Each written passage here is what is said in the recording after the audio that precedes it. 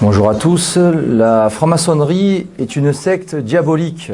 On va voir pourquoi. On va voir ensemble quelle est sa nature, ce qui la constitue, ses origines, son historique, son idéologie, son action durant l'histoire et aussi le but final des sociétés secrètes. Qu'est-ce que la franc-maçonnerie? C'est une société secrète, plus précisément une superposition de sociétés secrètes où les grades supérieurs sont séparés des grades inférieurs, ceux de la franc-maçonnerie bleue, des 3 premiers grades, apprentis, compagnons et maîtres, qui sont maintenus dans l'ignorance et qui sont une sorte de cellule de recrutement pour les hauts degrés. La franc-maçonnerie a tout d'une secte parce qu'elle est dans la fausse illumination, elle est dans la fausse vérité, la fausse idéologie, la fausse doctrine, la culture du secret, où un petit nombre d'initiés profitent des autres et où on fait l'intérêt exclusif de ces initiés au détriment du monde extérieur, ce qui engendre fatalement des injustices que l'on peut constater d'ailleurs dans le monde profane. Et puis elle est aussi dans la persécution de ses anciens membres, de ceux qui, de manière courageuse, en sortent.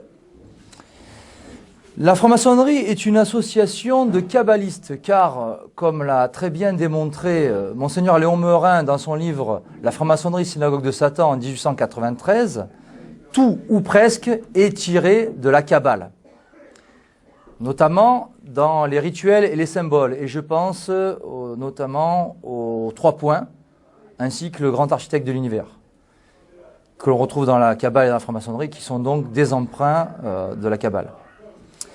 La franc-maçonnerie est la contre-église, car cette société secrète, dès sa création, fut en opposition à l'église catholique. Elle a été créée dans ce sens. Elle a été créée pour cela, pour s'opposer à l'église catholique, qui est le corps mystique du Christ. La franc-maçonnerie est aussi la synagogue de Satan, selon l'expression employée dans les évangiles, l'Apocalypse selon saint Jean, car elle est objectivement l'alliance entre le juif et Satan. Par le biais du secret, les juifs, autrefois les pharisiens, aujourd'hui les juifs talmudistes, ont trouvé des alliés dans leur conspiration contre Dieu et l'Église. Et ils vont créer leur propre Église, qui est la contre-Église. Politiquement, le régime de la franc-maçonnerie, c'est la République. La franc-maçonnerie est la République à couvert, de même que la République est la franc-maçonnerie à découvert. La République est une création maçonnique. C'est le bébé de la franc-maçonnerie. La franc-maçonnerie est aussi un foyer d'impiété, de magouille, de conspiration. Elle est la mère de tant de complots et le plus célèbre d'entre eux, le grand complot, c'est son œuvre majeure, c'est la Révolution dite française de 1789. Et puis la franc-maçonnerie, c'est enfin un ésotérisme qui passe obligatoirement par l'initiation, alors que la religion catholique est, elle, un exotérisme, c'est-à-dire un enseignement commun et accessible à tous, universel. Alors que l'ésotérisme, lui, est réservé à un petit nombre d'initiés seulement. Et selon le spécialiste de la question Charles Nicoulot, l'initié conclut un pacte avec Satan lors de l'initiation, qui est en quelque sorte le pendant du baptême. C'est-à-dire que pour être franc-maçon, il faut être initié, alors que pour être catholique, il faut être baptisé. Dans les rituels maçonniques, on remarque un esprit de vengeance. Il s'agit de venger le juif Hiram, qu'il considère d'ailleurs comme le grand architecte de l'univers. Cet esprit de vengeance, on le retrouve à la fois dans la franc-maçonnerie et dans le judaïsme talmudique. Idem pour la haine contre l'Église catholique, qu'on retrouve à la fois dans la franc-maçonnerie et dans le judaïsme talmudique. La religion est qualifiée d'obscurantisme, alors que la royauté est, elle, qualifiée de tyrannie. Dans le jargon maçonnique, l'obscurantisme renvoie à la religion catholique et les rois du temps de l'Ancien Régime sont considérés comme des tyrans. Les symboles maçonniques sont nombreux. Le compas et l'équerre, bien sûr, que l'on remarque sur la couverture de mon dernier livre, l'équerre qui symbolise l'égalité, le triangle maçonnique qui symbolise la Trinité, mais aussi la pyramide mondialiste, donc avec la tête de la pyramide qui est coupée du reste, et puis cet œil d'Horus qui voit tout. L'étoile à 5 branches, qui est l'astre de la libre pensée, qui symbolise à la fois donc la libre pensée, mais aussi l'athéisme de Karl Marx ou encore l'antichristianisme. L'étoile à 6 branches, que vous remarquez aussi sur la couverture de mon dernier livre, avec donc ce triangle pointant haut et l'autre pointant bas, qui forment l'étoile d'Israël. Et puis le pentagramme inversé, c'est-à-dire l'étoile à 5 branches, pointe en bas, qui est la représentation de Satan pour les francs-maçons. Il y a aussi le sol à damier, qui symbolise les difficultés de la vie et le parcours initiatique pour les francs-maçons. Le Baphomet, cette figure androgyne qui représente à la fois le démon, Lucifer et Satan. Et enfin, la lettre G, du grand architecte de l'univers et de la gnose. Cette connaissance, donc c'est gnosis en grec, qui signifie connaissance, qui est le but de l'initiation pour les francs-maçons et qui est même la vérité maçonnique, la gnose. Certains chiffres sont très prisés chez les francs-maçons, notamment le chiffre 3 de la Trinité, le chiffre 11 de la transgression du décalogue, qui est aussi la révolte de Lucifer, le chiffre 13 avec les 13 étages de la pyramide mondialiste, le chiffre 33 qui est à la fois l'âge de la mort du Christ, mais aussi il y a les 33 degrés du rite écossais, je vais y revenir, et puis enfin le fameux nombre 666, qui est le nombre de la bête dans la Sainte Écriture.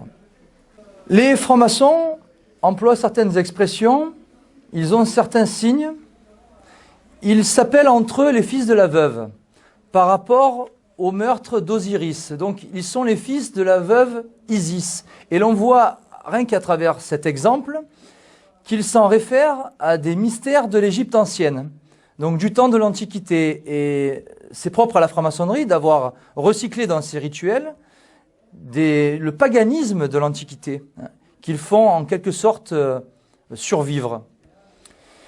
Et seuls les initiés peuvent comprendre totalement ces signes et ces expressions, se reconnaître entre eux dans le monde profane. Et c'était déjà le cas d'ailleurs en 1789, lors des émeutes, où les francs-maçons se reconnaissaient entre eux.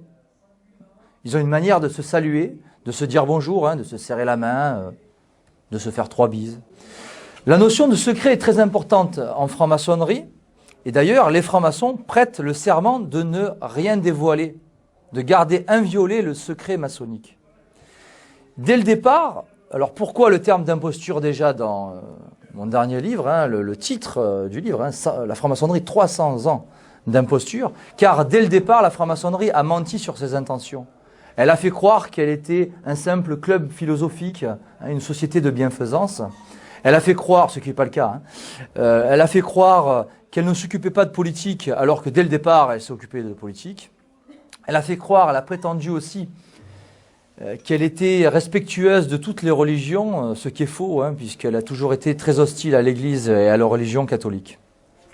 La notion de secret induit un manque de transparence. C'est à croire que la franc-maçonnerie a des choses à cacher et même à se reprocher.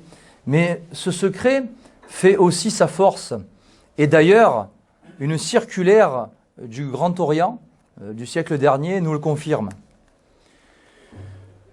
Une institution qui connaît le monde et n'est pas connue de lui est d'une puissance irrésistible, car aucun élément étranger ne l'altère ni ne la dénature. En effet, comment combattre un ennemi lorsqu'on ignore ses méthodes, lorsqu'on ne le connaît pas? On ne sait pas qui il est, on ne sait pas comment il opère, on ne sait pas son projet.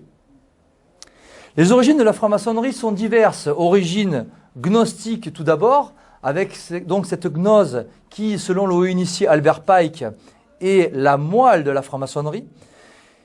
Cette connaissance donc prétendument scientifique, et le salut passe pour les francs-maçons par cette gnose et non par Jésus-Christ, non par la doctrine catholique.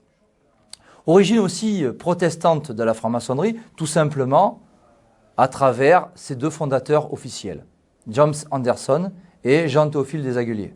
Donc, James Anderson, des fameuses constitutions d'Anderson, qui datent de 1723, et Jean-Théophile Desaguliers, tous les deux, étaient des Rose-Croix protestants.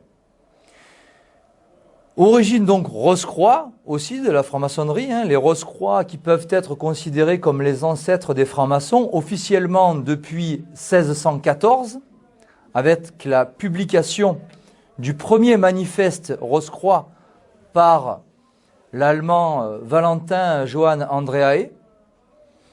Et donc cette Rose-Croix, ce rosicrucianisme, c'est un ésotérisme, tout comme la franc-maçonnerie, qui se prétend chrétien. C'est une sorte de protestantisme, mais qui va plus loin que le protestantisme, puisqu'il a une dimension à la fois politique et religieuse.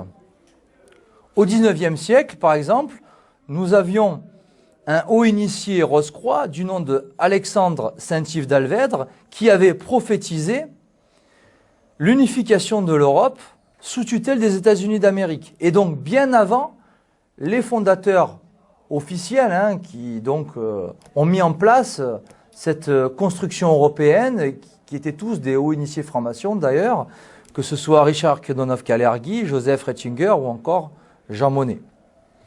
Origine de la franc-maçonnerie aussi kabbalistique, avec donc cette kabbale qui est une doctrine mystique, secrète, assez farfelue et même tordue pour la communauté juive organisée, qui est une gnose judaïque, qui prône notamment la divinisation de l'homme juif, et dont le livre principal est le Zohar, qui a été compilé au XIIIe siècle par le rabbin espagnol Moïse de León. Donc, origine juive de la franc-maçonnerie à travers cette kabbale, et puis tout simplement parce que la franc-maçonnerie est une création juive visant à s'opposer, à s'attaquer et à détruire l'Église catholique. Et d'ailleurs, Monseigneur Léon Meurin a très clairement affirmé en 1893, je cite, « La franc-maçonnerie est une invention juive pour détruire l'Église. C'est donc la contre-Église ou Église de Satan, c'est comme vous voulez. Car de même que Dieu a son Église, Satan a lui aussi son Église. Et l'une est son but, le salut des âmes, le plus grand nombre des âmes, et l'autre, la damnation des âmes. C'est logique. Et d'ailleurs, à propos de cette notion de contre-Église, le franc-maçon du Grand Orient Limousin avait déclaré en 1902 dans la revue maçonnique L'Acacia, je cite, « La franc-maçonnerie, c'est la contre-Église, le contre-catholicisme, l'Église de l'hérésie. » C'est un franc-maçon qui le dit, c'est pas moi, on n'est pas dans l'opinion personnelle. C'est eux qui le disent et qui le reconnaissent. Le titre de ce petit exposé, c'est « La franc-maçonnerie est une secte diabolique ». Mais pourquoi est-elle diabolique? Parce qu'elle ne défend pas la vérité, mais l'erreur. Parce qu'elle diffuse volontairement des hérésies, des faux principes qui sont issus de la Révolution de 1789. Parce que ces rituels sont sataniques. Parce que son action durant l'histoire fut et continue d'être nocive pour les nations et même criminelle. Parce que ces doctrines contiennent le péché de Lucifer qui est basé sur l'orgueil de l'homme, sur cet esprit de vengeance, de domination, de mensonge, de duplicité, de double discours, de dire une chose et de faire son contraire, ou de dire une chose mais aussi son contraire, dans l'esprit du Talmud d'ailleurs. Et puis esprit aussi fondamentalement anti-chrétien. Et puis parce que son but, c'est la damnation des âmes, ce qui est purement et simplement satanique et démoniaque. La franc-maçonnerie est donc une création juive pour attaquer et détruire l'Église. Et depuis 1717, elle est officiellement la synagogue de Satan. Précisément depuis le 24 juin 1717, où, à Londres, en Angleterre, donc Desaguliers et Anderson ont réuni diverses sectes et loges, notamment avec les Rose-Croix, et ont fait fusionner ces loges, et cela a donné officiellement la première loge, qui fut la Grande Loge d'Angleterre, à Londres. Le meilleur moyen de démasquer la franc-maçonnerie synagogue de Satan, c'est de diffuser ces documents. Et c'est ce que je me suis efforcé de faire ces dernières années. Et cela a produit mon dernier livre où j'ai tout simplement suivi la recommandation du pape Léon XIII dans son encyclique Humanum Genus qu'il a publié en 1884, où il recommandait à tous les catholiques et même aux autres d'arracher à la franc-maçonnerie le masque dont elle se couvre et de la faire voir telle qu'elle est, tout simplement. Les documents maçonniques et les faits historiques attestent qu'elle est la contre-église. Mais elle n'est pas la contre-église uniquement en France, elle l'est partout dans le monde. Et là, j'en parle aussi dans mon dernier livre, et je me suis notamment basé sur les excellents travaux de l'abbé Deschamps, dans son livre « Les sociétés secrètes et la société », mais aussi de Monseigneur Henri de Lassus dans « Les pourquoi de la guerre mondiale », ou encore les travaux de Monseigneur Join et Léon de Poncin, qui ont en leur temps diffusé une abondante documentation sur le sujet. Donc, elle est la franc-maçonnerie partout dans le monde, hein, que ce soit en France, en Europe, en Amérique du Sud. Hein. Et elle est l'église de l'hérésie qui répand l'erreur, le libéralisme, hein, c'est dans les documents maçonniques ça, et les fausses doctrines. Nombre de faits durant la Révolution prouvent qu'elle est la contre-église de par la persécution des prêtres, des religieux, des religieuses. La franc-maçonnerie a toujours été antichrétienne et anticléricale. Et c'est l'historien Jacques Crétineau-Joly qui l'a démontré d'ailleurs en diffusant le premier, en 1859, dans son livre « L'Église romaine en face de la Révolution », les documents de la haute vente. On remarquera quelque chose d'assez important, la franc-maçonnerie s'avère conservatrice et non révolutionnaire dans les pays protestants, par exemple, ou sous une république, dans les pays protestants comme l'Angleterre, les Pays-Bas, l'Allemagne. Conservatrice aussi sous une république.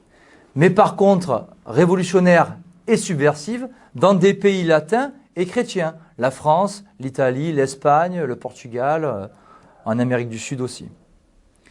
Par conséquent, l'Église catholique et la papauté ont logiquement combattu et condamné la franc-maçonnerie synagogue de Satan. Et le premier d'entre eux, ce fut le pape Clément XII en 1738, dans son encyclique In Eminenti Apostolatus Specula, qu'il déclara valable à perpétuité. Mais cela n'empêcha point les papes qui lui ont succédé de renouveler cette condamnation de la franc-maçonnerie, donc que ce soit Pie VI, Benoît XIV, Pie VII, Pie VIII, Pie IX, jusqu'à Léon XIII.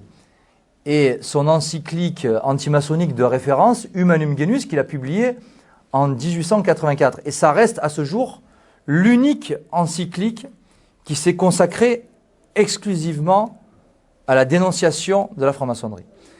Et Saint Pie X et Pie XI n'ont fait que confirmer la condamnation de Léon XIII.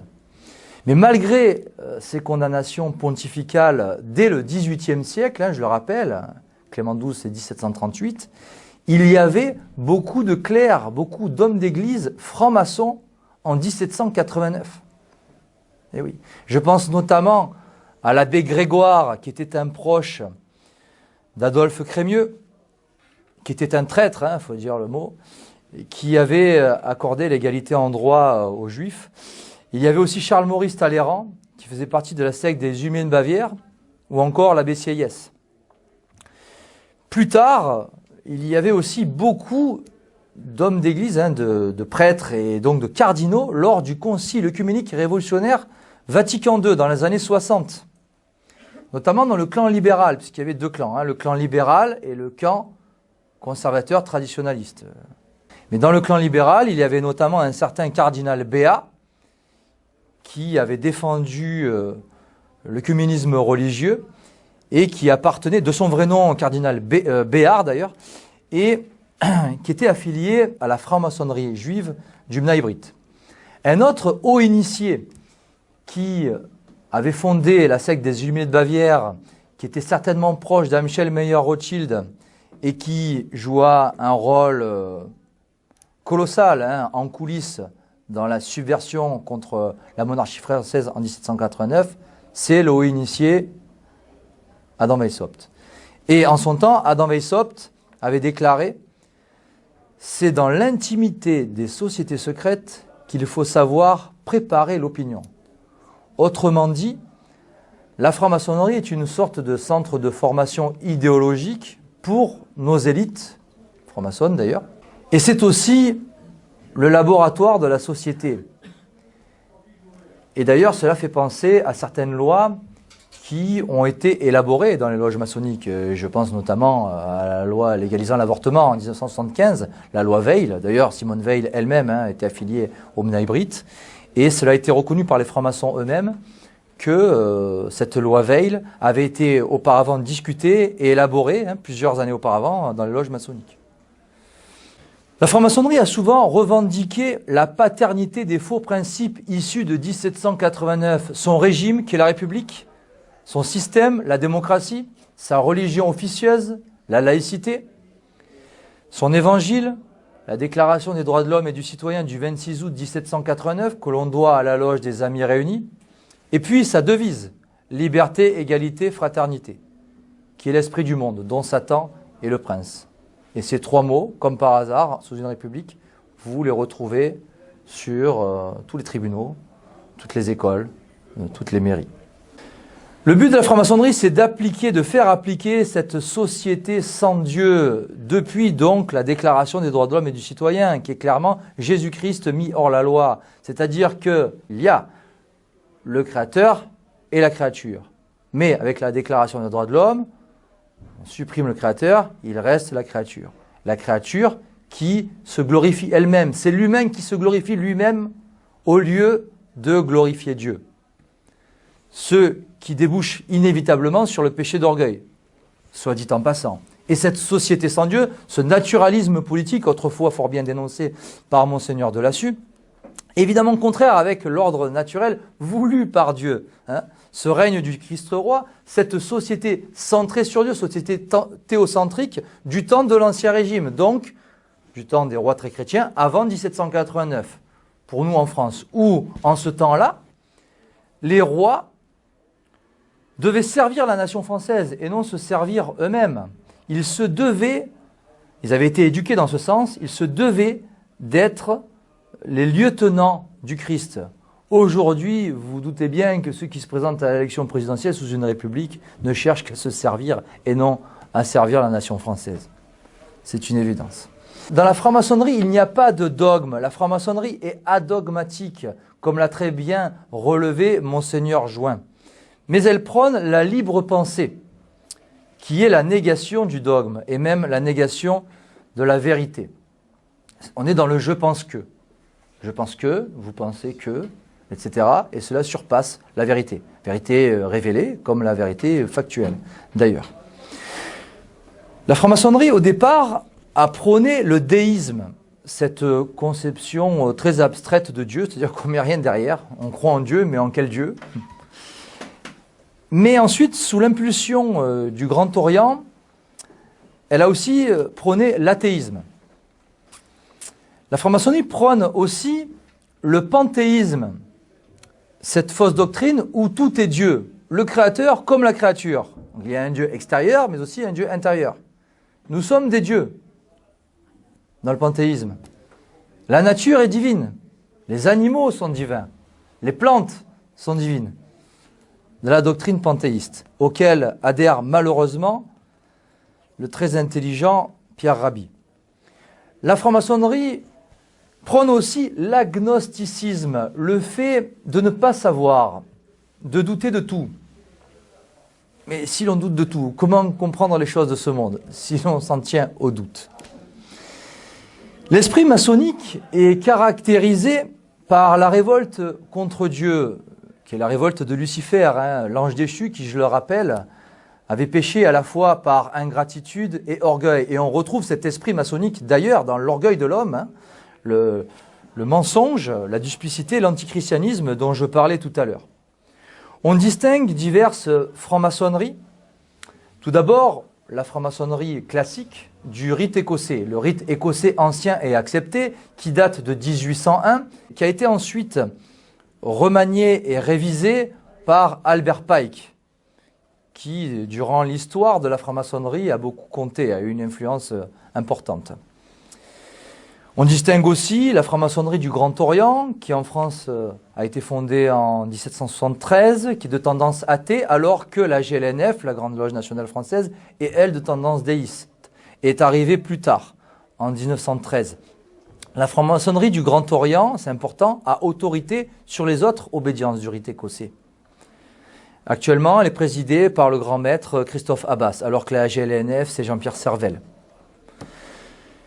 On distingue aussi la franc-maçonnerie exclusivement juive du B'nai B'rith, qui est une haute maçonnerie supérieure aux 33 degrés du rite écossais, qui a été fondée en 1843 aux États-Unis, à New York, par 12 juifs francs-maçons d'origine allemande, qui s'est développée surtout en Amérique du Nord, au XIXe siècle, et qui a été fondée en France en 1932. Nos élites judéo-maçonniques, c'est vraiment la représentation de la judéo-maçonnerie, puisqu'il faut être juif pour appartenir à cette franc-maçonnerie. On distingue aussi le rite plus discret, et underground, on va dire, de Memphis Mizraïm, qui a été fondé par Joseph Balsamo, donc le comte de Cagliostro, au XVIIIe siècle, qui faisait partie de la secte des Lumières de Bavière, et qui avait participé à la conspiration contre la monarchie chrétienne, la famille royale, et notamment contre Marie-Antoinette, dans l'affaire du collier.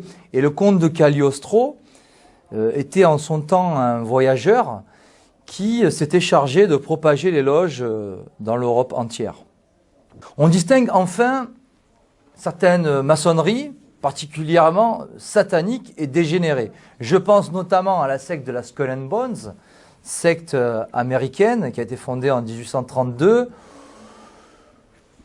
où on retrouve des hommes politiques comme aux États-Unis, George W. Bush et John Kerry, certains banquiers d'affaires aussi de Wall Street, dans cette secte qui est basée à l'université de Yale et qui prétend d'ailleurs détenir le crâne de Geronimo. Bon. Autre maçonnerie particulièrement satanique et dégénérée qui est arrivée plus tard, elle, en 1902, c'est l'OTO, l'Ordo Templi Orientis, qui a été fondée par l'Autrichien Karl Kellner et l'Allemand Theodor Reuss, qui faisait partie d'ailleurs de la société théosophique d'Elena Petrovna Blavatsky.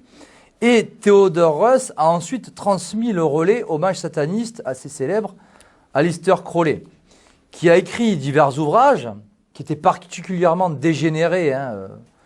Aleister Crowley, il suffit de voir sa biographie. Et cet Aleister Crowley avait écrit notamment Magic et aussi le livre de la loi. Et le livre de la loi fait précisément autorité au sein de l'Ordo Templi Orientis. Et l'américain Craig Ambishner a écrit un livre où il a étudié en profondeur la secte de l'OTO. Et j'ai relayé pas mal de documents au sujet de cette secte dans mon dernier livre en me basant sur les travaux de Craig Ambishner. Donc voilà ces diverses maçonneries qui ont leur spécificité. Et puis vous avez dû certainement entendre parler de certains clubs paramaçonniques, comme le Lions Club, le Kiwanis, et puis le plus célèbre d'entre eux, le Rotary Club, le Rotary International, qui a été fondé par le franc-maçon américain Paul Harris à Chicago en 1905, qui est clairement dans l'anti-religion, qui donc a la même idéologie que la franc-maçonnerie classique. Petite notion à retenir, pour être régulière, une obédience maçonnique doit obligatoirement inscrire dans sa constitution la croyance au grand architecte de l'univers. Ce n'est pas le cas de l'Ordo Templi Orientis, qui est considéré comme irrégulière, donc, à la différence donc, de la Grande Loge ou de la GLNF. La franc-maçonnerie est une association de kabbalistes et dans la Kabbale, le Gadlu, grand architecte de l'univers, et Lucifer. Dans la franc-maçonnerie, les hauts grades maçonniques sont dans le culte de Lucifer. C'est Albert Pike qui l'avait affirmé en son temps dans une correspondance où il avait écrit, je cite, « Nous adorons un Dieu, mais c'est le Dieu que l'on adore sans superstition. À vous, souverains grands inspecteurs généraux du 33e degré, nous disons, pour que vous le répétiez aux frères des 32e, 31e et 30e degrés, et non pas aux frères des grades inférieurs, la religion maçonnique doit être pour nous tous, initiés des hauts grades, maintenue dans la pureté de la doctrine luciférienne. Deux enseignements importants à retenir de cette déclaration d'Albert Pike. La première, c'est qu'il y a des instructions qui sont données seulement au grade supérieur, à partir du 30e degré, et que les grades inférieurs sont donc maintenus dans l'ignorance. On leur cache certaines choses. Et la deuxième, c'est qu'ils sont dans le culte de Lucifer à partir du 30e degré. Là, il le dit, dans la pureté de la doctrine luciférienne. Voilà en quel Dieu croient les francs-maçons.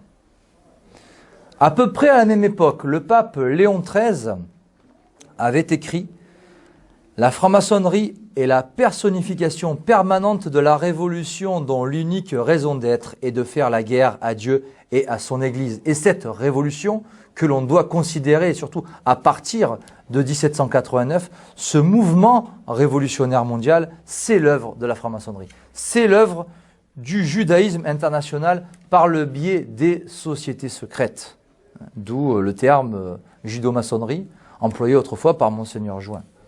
La franc-maçonnerie est par conséquent l'instrument de domination du judaïsme international, car au-dessus de la loge, il y a la synagogue.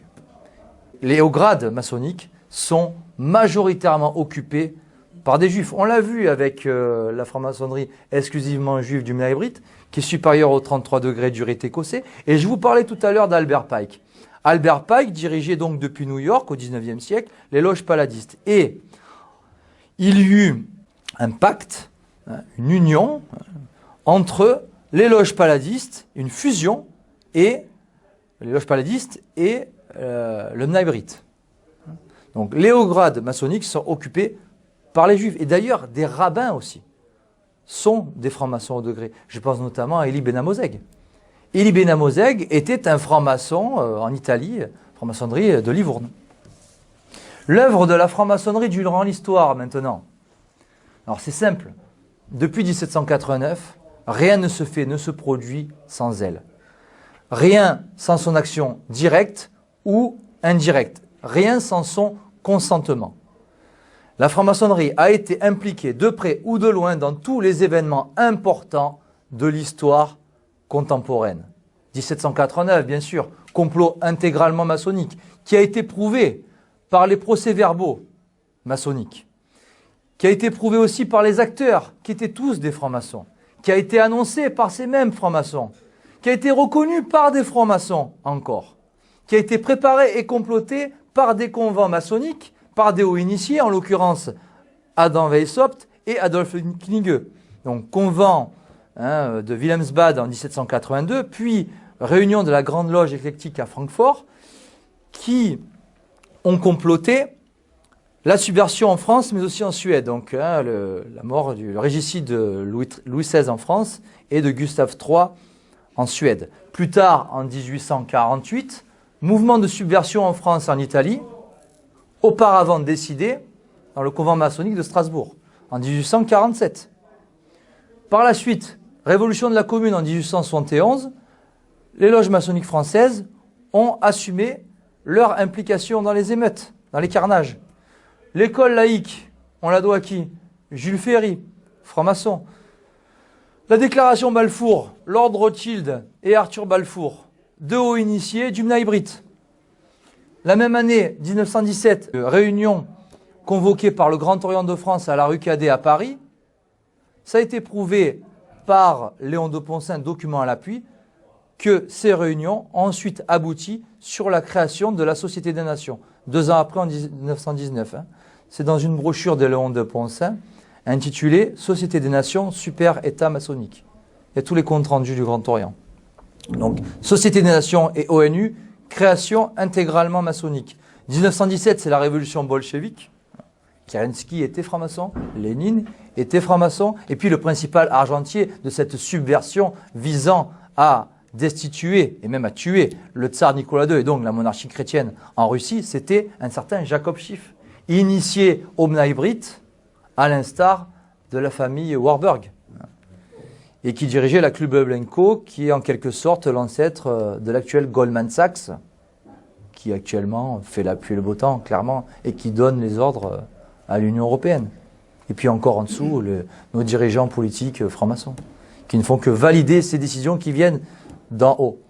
Plus tard, Deuxième Guerre mondiale, double bombardement au Japon, Hiroshima, Nagasaki, commandité par qui? Le haut initié Henry Stimson, qui appartenait à la secte de la Skull and Bones dont je vous parlais tout à l'heure. L'action criminelle de la franc-maçonnerie, c'est la mort du roi Carlos, assassinat par la franc-maçonnerie, l'assassinat de Garcia Moreno en 1875, la destitution d'Alphonse XIII en Espagne, la guerre civile toujours en Espagne contre Franco, l'assassinat de l'archiduc Ferdinand qui amène la Première Guerre mondiale, l'assassinat de l'allemand Ernest von Rath, l'assassinat aussi du tsar Nicolas II et de toute sa famille. Tout ça, c'est l'œuvre criminelle de la franc-maçonnerie. Un petit historique de la franc-maçonnerie en France maintenant, qui a été fondée en 1721, donc 4 ans seulement après la Grande Loge d'Angleterre. Le Grand Orient de France, lui, a été fondé en 1773 par le duc de Chartres, le duc d'Orléans, qui se fit appeler Philippe Égalité et qui était le cousin du roi, et qui avait voté pour la mort du roi. Juste avant 1789, il y a un chiffre à retenir qui est absolument hallucinant. Il y avait en France 703 loges maçonniques et de nombreux clercs, de nombreux prêtres, de nombreux bourgeois, de membres de la monarchie faisaient partie de ces loges maçonniques. Je pense notamment au marquis de Condorcet qui a publié la Déclaration des droits de l'homme et du citoyen. Un peu plus tard, Napoléon Bonaparte était lui aussi un franc-maçon qui est sorti de la franc-maçonnerie avant de s'exiler sur l'île de Sainte-Hélène et d'y mourir. Et il y a certainement une relation de cause à l'effet entre les guerres qu'a gagnées Napoléon Bonaparte quand il était franc-maçon et toutes les guerres qu'il a perdues lorsqu'il en est sorti. Et Napoléon était entouré de francs-maçons. Et lui et son entourage n'ont fait que poursuivre le mouvement révolutionnaire mondial. Il n'a en aucun cas restauré la chrétienté. Son but, c'était d'être l'empereur de l'Europe à Napoléon Bonaparte.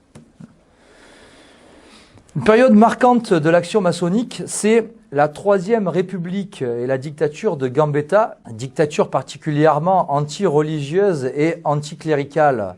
Ce qui est important de noter, c'est qu'à cette époque-là, contrairement à la France d'aujourd'hui, la France était majoritairement catholique au sein de la population. Mais le gouvernement, déjà lors de la Troisième République, était majoritairement franc-maçon. Il y eut donc les lois Ferry, et puis la loi de séparation entre l'Église et l'État, en 1905, qui fut incontestablement une victoire maçonnique, à cause notamment de la mollesse des catholiques à cette époque-là. Et la même année, en 1905, il y eut l'affaire des fiches du Grand Orient, où fut appliquée une épuration contre les catholiques dans l'armée. Le but, c'était de républicaniser l'armée, d'enlever tous les éléments nationalistes et catholiques au sein de l'armée. Et d'ailleurs, dans cette épuration, il y avait un certain Philippe Pétain qui en a fait les frais. Et cette mission a été confiée à un certain Louis André, qui n'était pas franc-maçon, mais qui pour l'occasion a été la marionnette du Grand Orient de France. Un peu plus tard, il y eut la parenthèse du régime de Vichy, avec donc le maréchal Pétain, qui officiellement a proscrit les sociétés secrètes sur le sol national. Mais quelques années plus tard seulement, à la fin de la Seconde Guerre mondiale, le général de Gaulle a rétabli à la fois la République, la franc-maçonnerie et même le décret Crémieux. Donc décret Crémieux d'Adolphe Crémieux, qui avait accordé la nationalité française aux seuls juifs d'Algérie, qui étaient au nombre de 35 000. On distingue plusieurs étapes dans l'action des sociétés secrètes.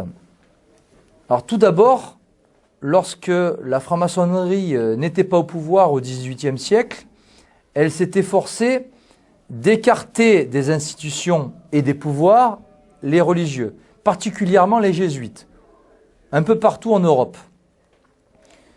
D'où aussi la théorie farfelue, jamais prouvée d'ailleurs, du complot jésuite. Ce serait eux qui dirigeaient la France et le monde. Bon. Donc, expulsion des jésuites au XVIIIe siècle, et puis l'œuvre de la franc-maçonnerie, c'est la Révolution, donc œuvre subversive, afin de destituer les monarchies et les faire basculer en république. Donc le régime de la franc-maçonnerie. Et donc, une fois au pouvoir, le but, c'est de laïciser la société, profaner la religion, ce qui est sacré, et donc amener cette société sans Dieu et même contre Dieu, matérialisée par la Déclaration des droits de l'homme et du citoyen du 26 août 1789, qui a abouti logiquement sur l'apostasie des nations et même sur la perversion des mœurs, ou encore, depuis quelques décennies, à des lois contre nature auxquelles nous avons droit. Loi légalisant l'avortement en 1975, encore avant la loi autorisant la contraception par Lucien Neuwirth, et puis plus récemment, loi Taubira, avec le mariage homosexuel, franc-maçonne guyanaise, Taubira.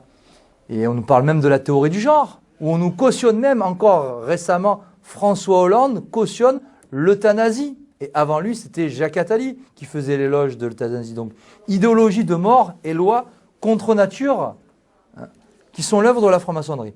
À travers la laïcité, qui est la religion officieuse des francs-maçons, cela a été avoué par le franc-maçon socialiste Vincent Peillon, la franc-maçonnerie poursuit la déchristianisation de la France. France qu'elle dénature, puisque la France est la fille aînée de l'Église catholique depuis le baptême de Clovis en 496. Ceci n'est pas une opinion personnelle. Attention, ceci c'est la vérité historique. La France est la fille aînée de l'Église catholique. Mais elle est aujourd'hui dénaturée, défrancisée même. Elle perd peu à peu son identité via l'immigration massive de non-européens. Et cela est décidé en haut lieu par un certain George Soros, haut initié, à la tête du cartel bancaire, à la tête des sociétés ouvertes, de l'Open Society, de divers mouvements de subversion. Soros, main dans la main avec le FMI de Christine Lagarde, mais aussi des technocrates non élus démocratiquement, on ne les a pas élus, ceux qui sont à Bruxelles et qui dirigent les nations en Europe, main dans la main aussi avec les gouvernements des nations, et je pense notamment à une certaine Anne Hidalgo, maire socialiste du Parti socialiste, qui a pris part récemment là, au dîner du CRIF, et qui a été auparavant testée par le Mnaï Brit, et juste après, elle a été la maire de Paris. Petite information à ce propos, 28 francs-maçonneries en Europe ont réclamé l'accueil massif des migrants avec cette crise des migrants. Vous avez le document sur le site La Contre-Révolution.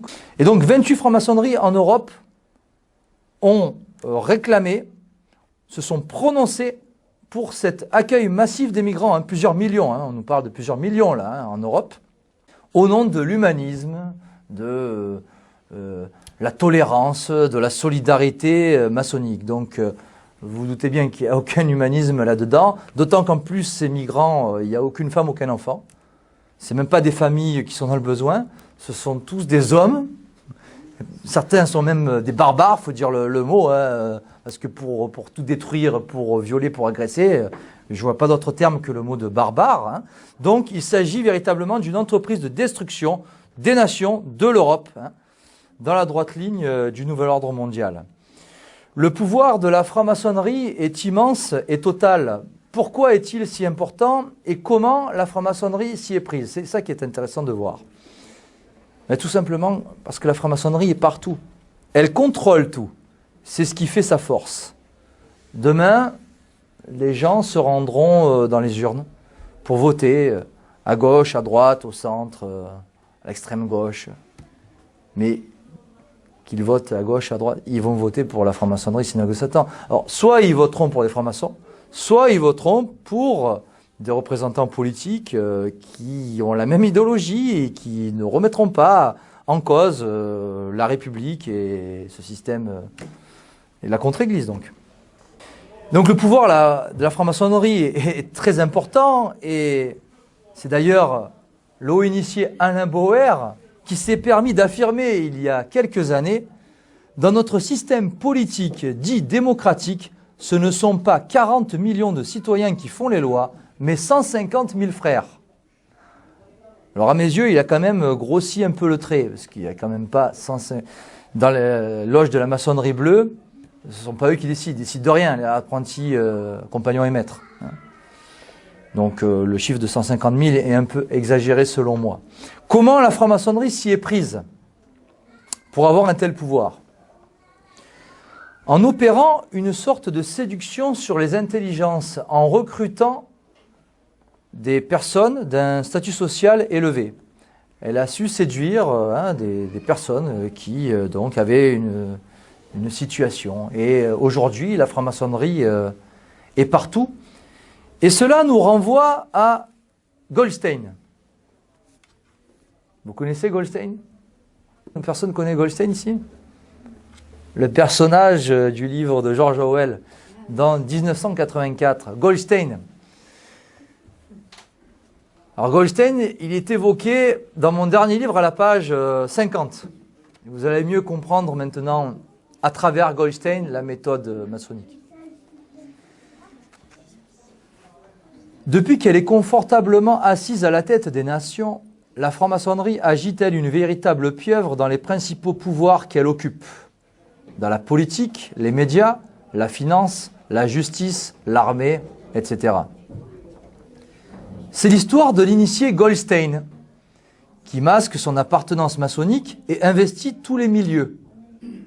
Sur un plateau télévisé, Goldstein sera à la fois l'intervenant de gauche avec Hollande, encore plus à gauche avec Mélenchon, celui de droite avec Sarkozy, celui du centre avec Bayrou, celui d'extrême droite avec Alliot ou Collard.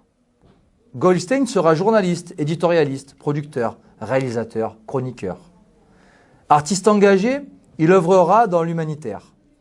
Goldstein débattra avec Goldstein, faisant croire à une opposition qui ne sera qu'illusion. Goldstein défendra la cause sioniste, mais aussi anti-sioniste. L'homosexualisme ainsi que la manif pour tous. L'avortement comme le mouvement pro-vie. Goldstein défendra le communisme, le socialisme, le souverainisme avec Dupont-Aignan et Chevènement. Goldstein sera royaliste et prétendument nationaliste. Il jouera même aux patriotes français. Goldstein se trouve à la tête de l'église romaine, dans le collège des cardinaux. Goldstein a même ses entrées dans la tradition catholique. Goldstein est aussi présent en islam, chez les frères musulmans. Il est évidemment haut placé dans la finance apatride. C'est lui qui tient la banque, les médias et l'opinion. Goldstein est absolument partout. Et c'est précisément ce qui fait la force de la secte maçonnique. Elle occupe l'espace et a su gangréner toutes les institutions, tous les pouvoirs. Elle est un passage obligé pour quiconque veut gravir l'échelle sociale. Par conséquent, les ambitieux y accourent et vendent leur âme pour un intérêt purement matériel. Et le contrôle est total.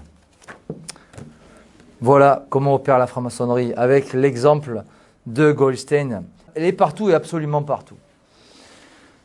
Le but des sociétés secrètes n'a pas vraiment changé ces derniers siècles. C'est toujours de mettre l'homme à la place de Dieu sur l'autel.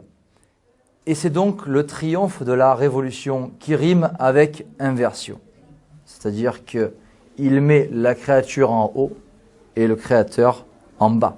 C'est donc renverser l'ordre naturel, c'est pervertir les mœurs, c'est pervertir la société, les familles, c'est profaner tout ce qui est sacré.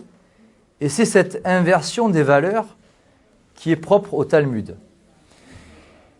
Et c'est enfin servir la cause juive talmudique. C'est un certain messianisme qui est le but des sociétés secrètes.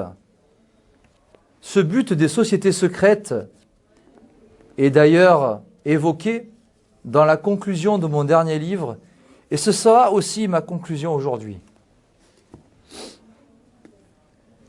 Unifier le genre humain sous une même bannière, la République universelle, sous une même religion œcuménique, réduire l'homme à son état animal, de simple consommateur dépressif, en ayant auparavant dissous les États dans les grandes puissances, ruiner et dominer les nations sous contrôle, effacer la notion de patrie, démolit l'ordre ancien pour ne laisser aucune trace de chrétienté authentique sur terre, faire tomber toutes les barrières économiques, sociales et culturelles en faveur du marché, pour enfin aboutir au village global piloté depuis Israël par la judéo-maçonnerie qui est la contre-église de Satan.